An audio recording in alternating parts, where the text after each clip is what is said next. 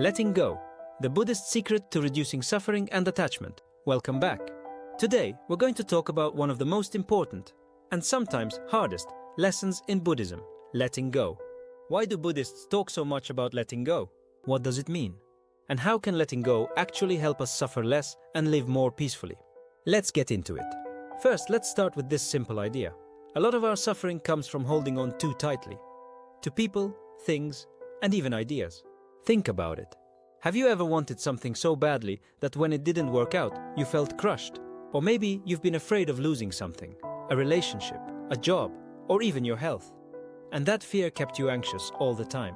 According to Buddhism, this clinging, this attachment, is a major cause of our unhappiness. The Buddha taught that life is always changing. Nothing stays the same. People change, situations change, even we change. But when we try to hold on to things as if they'll stay the same forever, we set ourselves up for disappointment. Imagine trying to hold water in your hands. The tighter you squeeze, the faster it slips away. Life is like that. When we cling, we suffer. So, what does it mean to let go? First, letting go does not mean giving up or not caring. That's a big misunderstanding. Letting go means accepting that things change and not trying to control everything. It means loosening our grip so we can flow with life instead of fighting against it. Let me give you a simple example. Imagine you're holding a rope. If someone pulls on the other end and you don't let go, what happens? The rope burns your hands. But if you release it, the pain stops. That's what attachment is like. The more we hold on, the more we suffer. Letting go brings relief. So, how do we practice letting go in daily life? Here are a few simple steps. First, notice when you're clinging. Pay attention to moments when you feel tense, angry, or afraid. Ask yourself, what am I holding on to right now? Maybe it's an expectation, like thinking a friend should act a certain way. Maybe it's a fear, like worrying about losing something. Just noticing that you're holding on is a powerful first step. Second, practice accepting change. Remind yourself that change is natural. People grow. Circumstances shift. Even your own feelings will rise and fall. When we accept that change is part of life, we can stop fighting it. And that helps us suffer less. Third, focus on what you can control and let go of what you can't. You can't control what other people say or do. You can't stop time. But you can choose how you respond. You can choose kindness, patience, and understanding. Focusing on what's in your control helps you let go of what's not. Fourth, use mindfulness to stay present. A lot of attachment is about wanting the future to go a certain way or wishing the past had been different. But when you're truly present, you're not caught in those traps. You're just here, right now. And that's where peace is found. Let me share a short story to bring this to life. There's a famous Buddhist story about two monks walking through a forest. They come to a river, and a woman is struggling to cross. One monk picks her up and carries her across. Later, the other monk says, "Why did you carry that woman? We're not supposed to touch women." And the first monk replies, "I put her down hours ago. Why are you still carrying her?"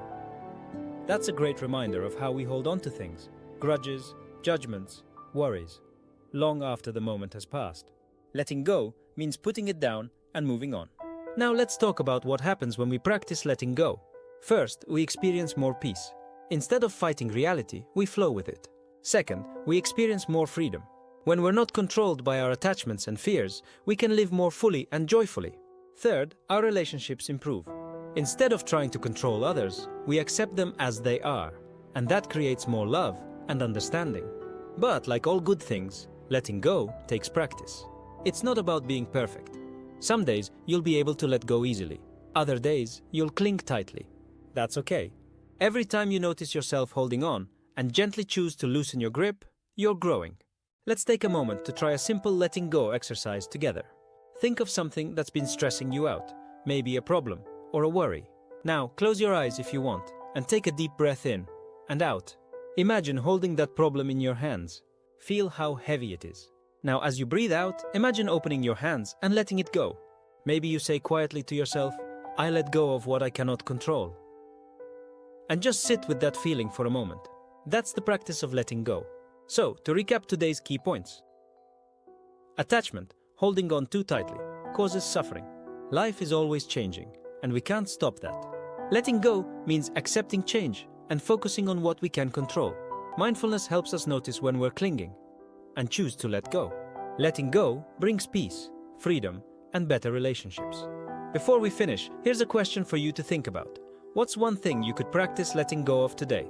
Maybe an expectation, a fear, or an old hurt. Think about it and see what happens when you try to release it, even just a little. If you enjoyed this video, don't forget to like, subscribe, and hit that bell for more. In our next video, we'll talk about how to take these teachings and use them every day, with simple Buddhist habits for a peaceful mind. You won't want to miss it. Thanks for watching, and remember, peace comes when we learn to let go. See you in the next video.